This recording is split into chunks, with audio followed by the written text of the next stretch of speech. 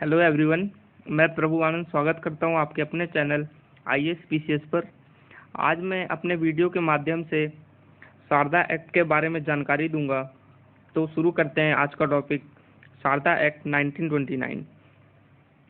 हाल ही में गवर्नमेंट ने एक कमेटी गठित की है जिसमें सरकार यह बोल रही है कि क्या लड़कियों की शादी की उम्र 21 वर्ष कर देनी चाहिए कि नहीं। फिलहाल लड़कियों की शादी करने की मिनिमम एज है 18 वर्ष। शादी की उम्र तय करने के लिए कई एक्ट बन चुके हैं तथा कई बार इसमें संशोधन भी हो चुका है। तो आइए जानते हैं क्या है शारदा एक्ट।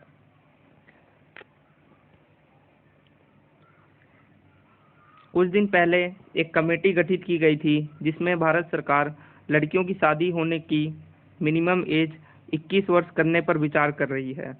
इस कमेटी का अनाउंसमेंट फरवरी 2020 में ही कर दिया गया था। वित्त मंत्री निर्मला सीतारमण जी द्वारा यह अनाउंसमेंट किया गया था। उस समय कहा गया था कि इस कमेटी को हम 6 महीने के अंदर गठित कर लेंगे और ये कमेटी 31 जुलाई तक अपने रिकमेंडेशन सबमिट कर देगी, जो यह तय करेगा कि लड़कियों की शादी की मिनिमम एज क्या होनी चाहिए। इस कमेटी में टोटल 10 मेंबर्स हैं और इस कमेटी की जो अध्यक्ष होंगी वो है जया जेटली जी। जया जेटली जी जो समता पार्टी की प्रेसिडेंट भी है। और इस कमेटी में जो 10 सदस्य हैं उसमें नीति आयोग के भी कुछ सदस्य शामिल हैं। भारत में इस प्रकार के कई लॉज बनते आ रहे हैं, तो आइए इसकी हिस्ट्री को भी जान लेते हैं।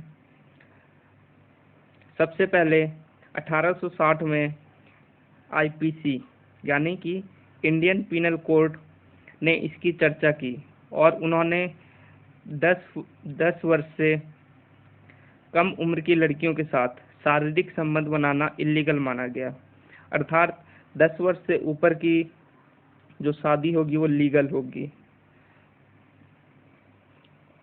तब उसके बाद सन 1927 में एज ऑफ कंसेंट बिल आया और जिसमें मिनिमम एज 12 साल रखी गई। उस समय भारत में बहुत सारे आंदोलन अपने चरम सीमा पर थे, जिसमें से एक महिला आंदोलन भी था।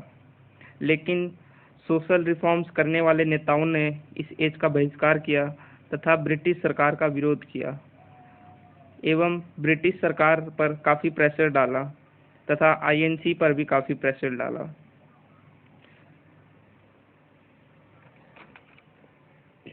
फाइनली 1929 में चाइल्ड मैरिज रिस्ट्रेंट एक्ट आ गया था। इसके लिए इन्होंने लड़कों के लिए 18 वर्ष और लड़कियों के लिए 14 वर्ष मिनिमम एज निर्धारित कर दी शादी के लिए। जनरली लोग इसे शारदा एक्ट कहते हैं क्योंकि इस कानून को जिन्होंने स्पॉन्सर्ड किया था वे थे हरबिलास शारदा। ये इनकी फ़ोटो है। वह आर्य समाज के भी सदस्य थे। ये भी इस कानून के समर्थन में थे। एज ऑफ कंसेंट बिल का बाल गंगाधर तिलक ने विरोध किया था तथा उसमें मदन मोहन मालवीय जी भी शामिल थे। इसके पीछे उनकी रूढ़िवादी सोच बताई जाती है। लेकिन इस कानून का इम्प्लीमेंटेशन बिल्कुल भी नहीं हुआ था। इस कानून का लगभग 100 लोगों द्वारा एक साल में पूरा किया गया, इसलिए इसे डेड लेटर भी कहा जाता है, क्योंकि इस कानून का इम्प्लीमेंटेशन शून्य के बराबर था। कुल मिलाकर यह कानून आज़ादी तक फेल हो गया था।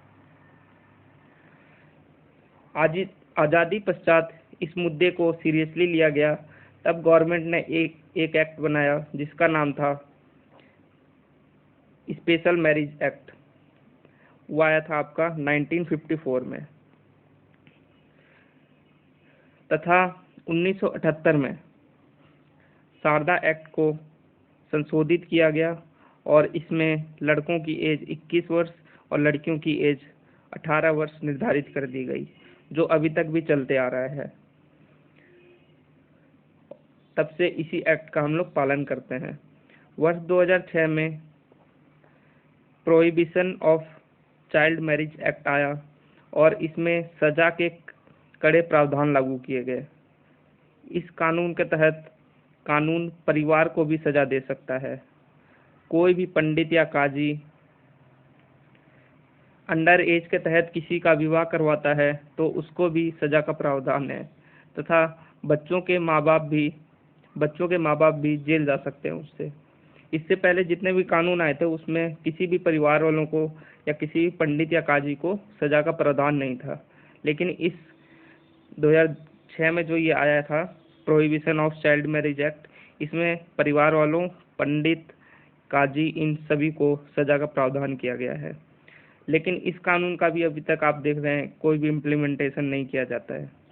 भारत की स्थिति इसमें बहुत दयनीय है। देखते हैं इन आंकड़ों से 2005-06 में 45% लड़कियों की अंडर एज शादी हो गई थी, परंतु अभी भी ये कम नहीं हुए हैं। लगभग 30% लड़कियों की शादी उम्र से पहले हो जाती है, जिस वजह से लड़कियां जल्दी मां बन जाती हैं और उनकी चाइल्ड बर्थ के दौरान मृत्यु हो जाती है। इसका एक आंकड़ा मैं आपको बताता हूं जो काफ़ी चौंकाने वाले हैं।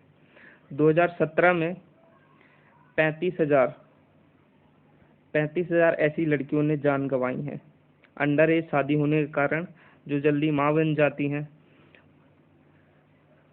और एक आंकड़ा बताता है कि 90 के दशक में 1 लाख से ऊपर लड़कियों की मौत होती थी इससे। ये काफ़ी भयावह आंकड़े हैं। तो आज की वीडियो में फ़िलहाल इतना ही। आपको अगर वीडियो अच्छी लगी तो कृपया सब्सक्राइब करिए, लाइक करिए एंड शेयर करिए, और बेल आइकन को ज़रूर प्रेस कर दीजिए ताकि अगली वीडियो का आपको नोटिफिकेशन जल्दी से जल्दी प्राप्त हो जाए। Thank you.